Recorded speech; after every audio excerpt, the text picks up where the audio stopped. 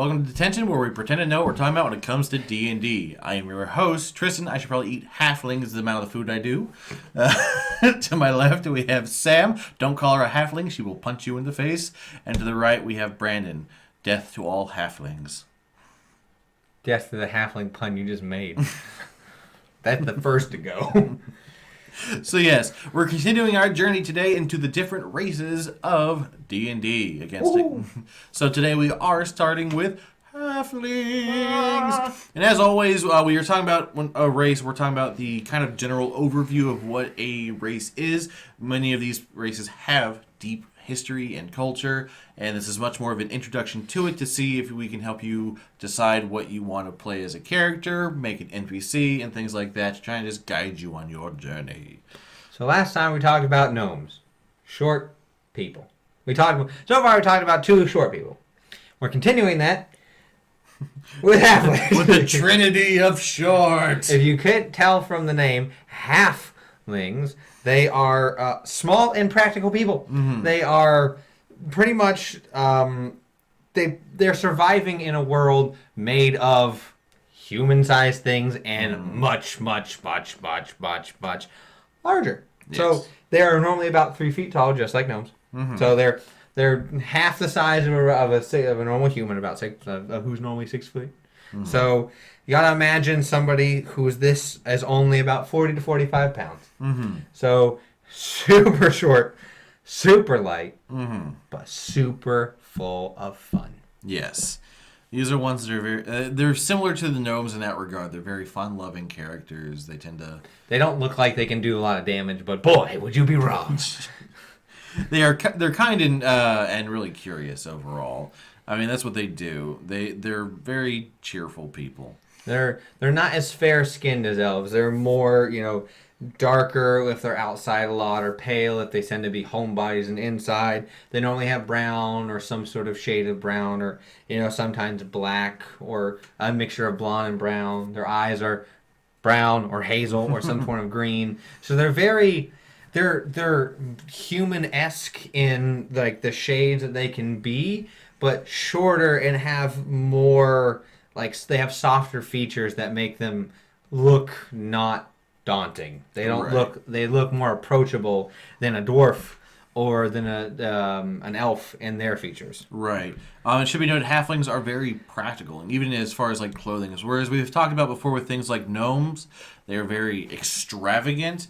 The halflings take much more pleasure in the actual things themselves, such as the experiences and things like that. They wear the common coats, the common clothes, they're not wearing anything fancy or regal. They are the common folk. And they don't tend to display their treasures. They would rather keep them locked away and hidden. Yes. They're their treasures. They're not for everyone to see. They're for someone to go to and be like, I'm going to trust you with this. This is my sword of darkness and evil's bane that I use to destroy.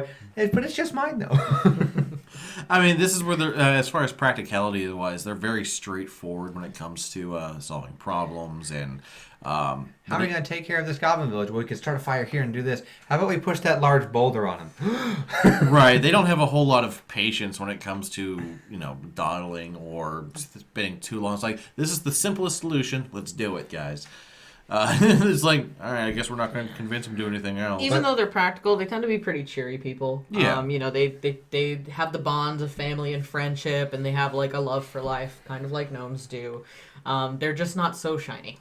Right. They, like I said before, they tend to take pleasure in a lot of the small things, whether it's an exotic food or trying new things in general. They find that simple pleasure and they thrive off of it. Like, they go to a new area, it's like, oh, what is your town's food of your national food or whatever, and they'd be like, well, this is what we serve. It's our ideal thing. Like, oh, this is great. I'm so happy I came here and did this. I'm going to write home about it. And as much as they are, they're also very generous, and they happily share everything that they have, even in times where it's not so good to share. Like, we're starving. Here, have half my food. Like, they'll take pity and hate to see things suffer. Yes. That's a big way to see that. They hate watching somebody who doesn't deserve to be in pain be in pain. And they adventure the world to pretty much experience new things and experience those tiny little moments of Well, most people wouldn't care about, oh, I don't care that, that the national food is this. They go and they revel in the tiny victories and the tiny excitement that they have. And they find that to be the joy of life. Right. Now, it should be said that halflings are adept into fitting in. They are... They're like I said, they're the softest feature. They're the softest, pretty much the more gentle looking. You can see a human and go, that guy's been through war. You can see a halfling and go, well, you're just a dude. I'm going to go up and talk to you just fine. Or an elf who looks more regal, or a dwarf who looks more rugged. They look pretty much the most, approachable. Right. Yeah. I mean, not only that, it's just their personality. Since they're very giving, they tend to pride themselves on being pretty valuable in general. So it doesn't even matter if it's like humans, elves, dwarves, whatever. Halflings tend to be able to fit in They pretty get well. along with everyone. No race out of the big four, which are halflings, humans, dwarves, and elves. None of those race, out of all of them, halflings I'm friends with everybody. Right. Everybody, and everyone's good with me. Right, and this is where you'll see, this is where it comes to classes. People who, if you're a halfling, they usually make it a bard because it'd be the easiest for a bard to start to blend in, talk to people, and things like that. Most halflings live in small communities, though. No kingdoms, no giant cities. Yeah. They love the simple life. They don't really have any sort of royalty, or there's no halfling nobles. They're the really. most Hobbit. Yeah. If you want to bring Lord of the Rings into it, they're the most Hobbit. There's this is the Shire. We have an elected mayor. We have a democratic process, and we like to have fun. That's about it. Right. But at the same time, many halflings live among other races. It's not one of those things where they're so secluded that they're never seen. Right. They're all over the place. They may have a small community, but you'll find halflings everywhere. And they can have a small community inside of a large city, a little borough of halflings. Right. You'll also find some halflings travel all over the place. It's their way of life. They drive wagons or... They do trade. They just experience the world and they trade what they find they have. Since they don't really care about those treasures, they'll be like, okay, that's cool. I'll trade for that next. I want to see what that's like for a while. Right. And this is where, you'll also just, let's see, it's just gnomes. They love everyone. As much as they're accepted by community, they tend to find the good in everyone else. They may see a dwarf and be like, yep, they're good, loyal friends that work hard. And I just wish they'd smile a bit more. They pretty much just have they see everyone as having intrinsically good value and intrinsically nice qualities, but they may not holistically agree with how they act. But that's fine because that halflings makes them them. That's how you are and that's how I am. Right. It's that person that it's super optimistic who finds the good in everything. Oh, it's raining, but those flowers are sure going to get a good drink and going to be pretty tomorrow. It's how can you find the good in this? Man, you just got to look at it when you're this close to the ground, though. All flowers seem nicer. They look like trees. So, moving to how they get named, they generally have a nickname, as most things do, a given name and a family name. Yes. So at most they have a formal two-part name, and then you can add a nickname on top of that. So they're, like I said, we're more laid back. So if they want to go by a nickname, they most certainly can. They don't have to worry about anything else. Especially if they're a traveling halfling that doesn't have to worry about a family name. They just have their name, and maybe they go by just a nickname, which is fine by them. Because who needs a fancy title? Yeah, because this is where you're going to find male names like Alton, Ander, Merrick, Milo, Osborne.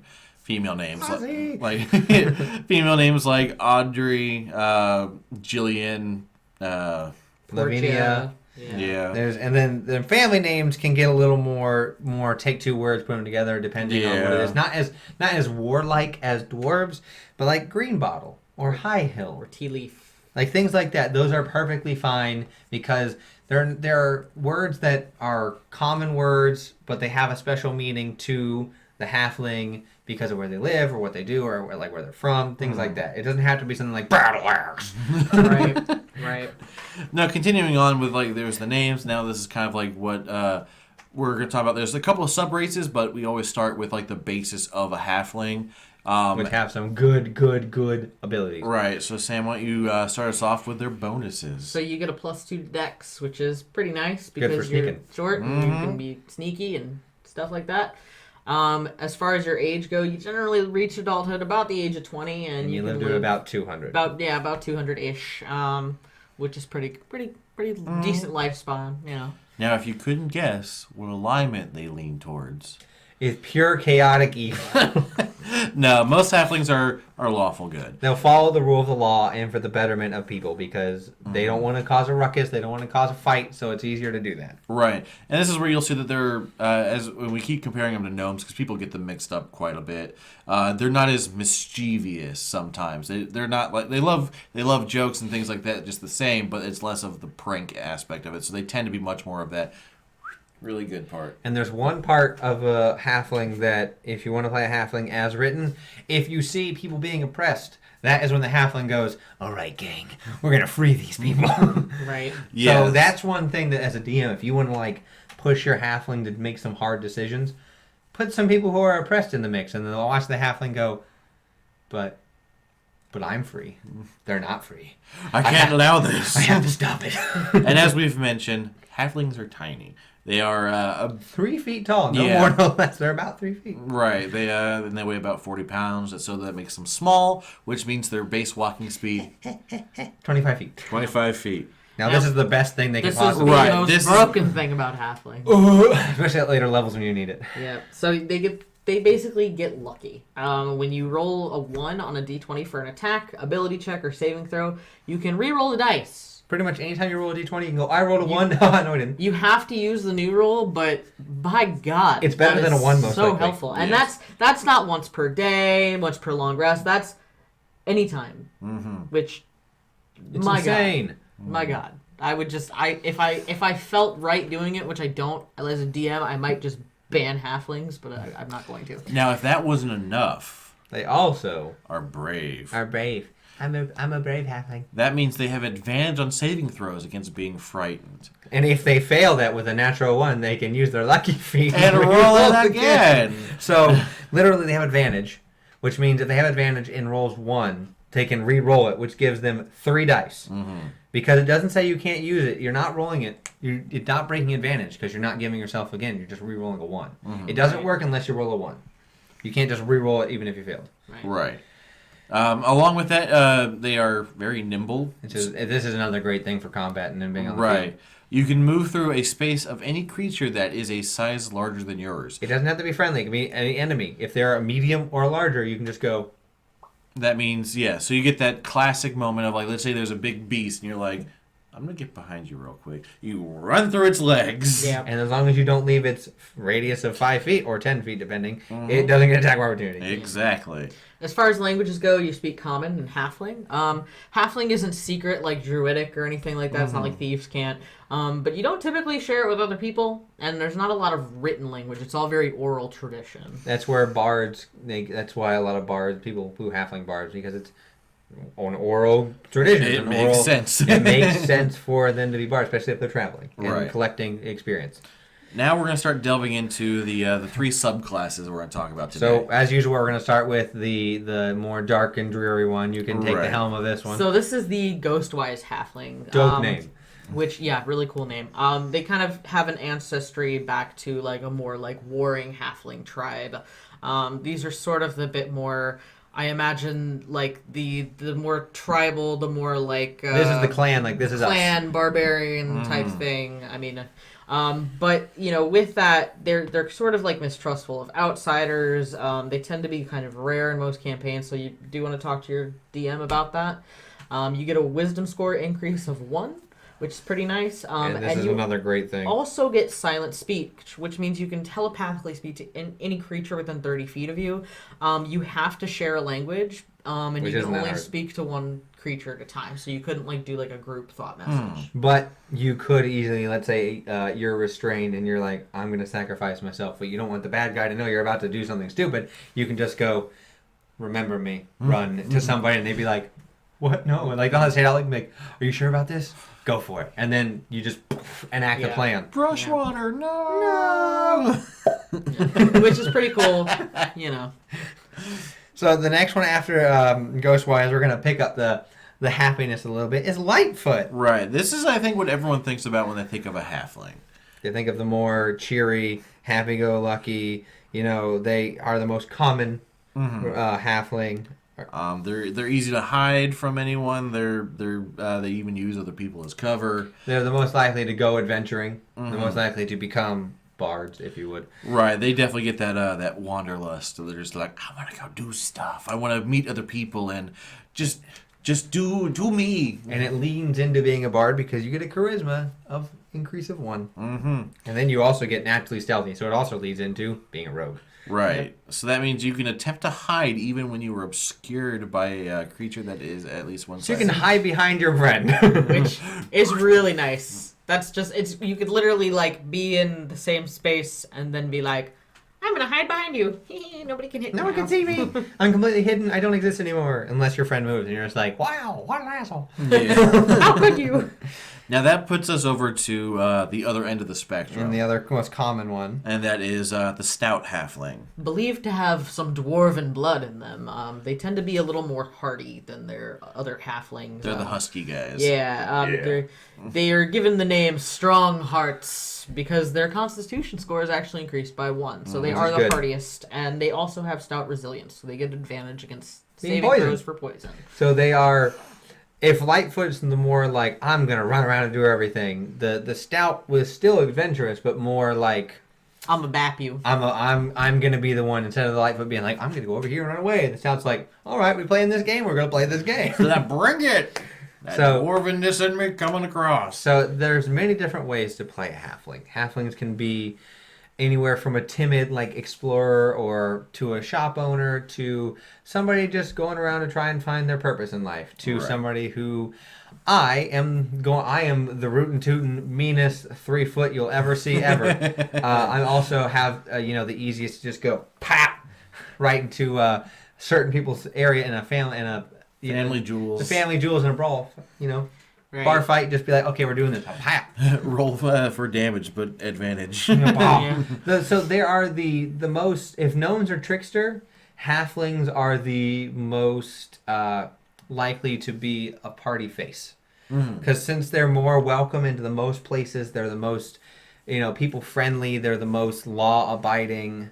They're most likely going to be, especially if they lean into the bardicness of being dexterous and charismatic. If you're Lightfoot, you can become an easy face of the party. And if the DM is following traditional, D&D rules and D&D like lore and everything, you'll be accepted into most places, and people won't have an issue with you. So it lets you, if you want to get into a society, easiest way to do it. Right. I mean, because especially if you're taking like a bard aspect, but I mean also with them being so light, it's so much easier to be a face of a party and be like, why do you have a dragonborn and a Goliath with you? Well, I am tiny and I need some help. And then people are I'm like, like, that makes that sense. makes perfect sense. You can also, you make a compelling argument. if you want to lean into it with the Constitution, you could easily make a monk if you really want to, dexterous and Constitution. That makes it so you're just like, oh, and like doing really cool things at about half the height, which most people don't, like hit the pressure points on someone's legs and buckle them down. Or you could go rogue and be just you could be the common face that people don't expect to go out into the night and stab people. Right, just hit them right in that artery, right in their leg. Just Like, the easiest way, since if you're going to follow and be law-abiding, you could kind of skirt the law a little bit and make the Batman of the group. I'm going to go out and do it at the night. I'm going to be my rogue self and go find people who are breaking the law and, teach them some halfling justice. I am vengeance. Be that I am the knight. vigilante. I am halfling. What? Yeah. So there's many different ways to play it. I mean, I just gave you like 4. Right. So just as a quick favorite halflings that we've interacted with, Sam. So I personally like my NPC Mako McLaughlin, who is a halfling bartender with a little bit of magical abilities. Just a little, not a lot. Little innate magical ability. Little, yeah. He's got a good A personality. little innate magical skills. My favorite, it's so hard after this many years, I guess was a bard that one of my buddies played years ago. He was a bard that was very sleazy. So he took the niceness of a halfling and made it so he could, like, everyone would be like, oh, you're really nice, and then just sleaze the crap out of it. It would be the fast talking, wheeling and dealing, getting people to pretty much do whatever he wanted, but no one would suspect the halfling to be like that. So he was a bard that he literally used his bardic, charisma to, at one point he got an entire bar to fight itself, and then we just Sounds like fun. took a bunch of beer, and left. It was great. Sounds like a great time. Yeah, for me, there's two different aspects because there is Sprout from our campaign, who is just a fun character because he's so naive and so childlike, which was. It was nice to have someone in the group that was similar to my character, Soren, in that degree, because everyone else is, like, chaotic neutral. Or neutral in some way. He's like, I want to help follow the law. Right. But then the other aspect, there's watching our friend Chris, who has just started playing one. He is playing a stout halfling bard who plays the drum and is a sailor. And I think that his is compelling because it's interesting to see someone who, first off, Chris is someone who does endless research on everything, like to the point where, here in the player's handbook and everything, it doesn't really mention, like, halflings can't grow beards, but he's found out real quick that halfling males cannot grow beards. Or it's very rare that they have one. Typically, they have sideburns. Right, but knowing someone who does that much research, I can only imagine what he's going to continue to bring into it. He's going to somehow poke fun at him. Right. So if we can bring out the more heritage, we can learn. It'll be interesting to see. Yeah, so I look forward to seeing what he does with that kind of thing. So yeah, halflings definitely, much like we mentioned with gnomes. Don't overlook them because they're smaller characters. This is definitely, especially with what they have. If you're looking to make a bard, this is a good place to even just begin to look at. Yeah. Now let me guess, without even saying it. Stout, Lightfoot, Ghostwise, right? Wow. Right? Go figure. Wow. Oh, okay. How dare you? Why would I make the one that's closest to a dwarf? Why? Right? How dare you assume I'd be the most charismatic halfling? I just want that I've ever telepathy. seen. I mean, that was pretty cool. Priorities. And they don't have any issue with the sunlight. No. Unlike Right. other places that Yeah, other races that's that a good point. Well, They- that's because they're not subterranean They're creatures. They're just more tribal. Yes, and they also, have a very dark sense about them. Doesn't mean they don't like sunlight. It's just they're Right. broody. So, I mean, They're but even dark if you and are broody. looking into things and you're just like, man, I don't know about playing a smaller race, things like the lucky and the bravery and the stuff and being small enough to walk through opponents' legs and There stuff. are so many things you can do with that in combat or out of combat, where it's just, if let's say it's out of combat, but you want to hide, it's like, oh, some people are following you, but you want to hide in a crowd, you can hide behind because they're all going to be medium-sized compared to you. You can just whip, You usually just turn sideways and you're gone. and you're gone, and people are going, where to go? Right, and you're not going to find that with, like, any other of these races, more or less. Is like, I can't think of another one that you could just, like, if you're trying to play, like, a good rogue that blends into a community, like, just anywhere, a halfling Halfling is a good way to do it. you're gone. Lucky, you rolled that stealth and you're like, oh crap, that was a nat 1 stealth. Like, wait, Nope. It's now never a nat 20. mind. It's now a nat 20, or at least better than a 1. Which, like I said, as a DM, I'm like, As a DM, it's hated. The lucky feat is just something that, even the feat, if you want to take the feat, but the lucky feature in a halfling can literally be like, oh, cool, they fell for my plot moment. And then they roll a 1, you're like, perfect, this is going to go great. Right, because this is it's like, I rolled an investigation of this room. Nat 1. Haha, they found nothing. Wait, lucky. That's a nat 20, and then find something that ruins the entire plot And then for you. it's something that you're like, well, it's possible to find, but I didn't expect them to find it. Yes. So that is pretty much halflings. Right. That's the Halfling- long short of it. get out. Not something that you want to look over when coming up with a character. Someone help me. She's being short with us. All right. So yeah, halflings. Definitely a race if you're looking into it. It's another good one to start with if you're looking for more specific things, whether it's charisma, dex, or a class that might focus on those kind of things. But as always, don't look over having them being in different classes if you want to explore different Yeah, options. definitely. Like you said, like a rogue, a monk running around. Monk, as a that'd be halfling. dope. That'd be so interesting. Be like, So that's halflings. And until we see you guys next time, D10tion dismissed.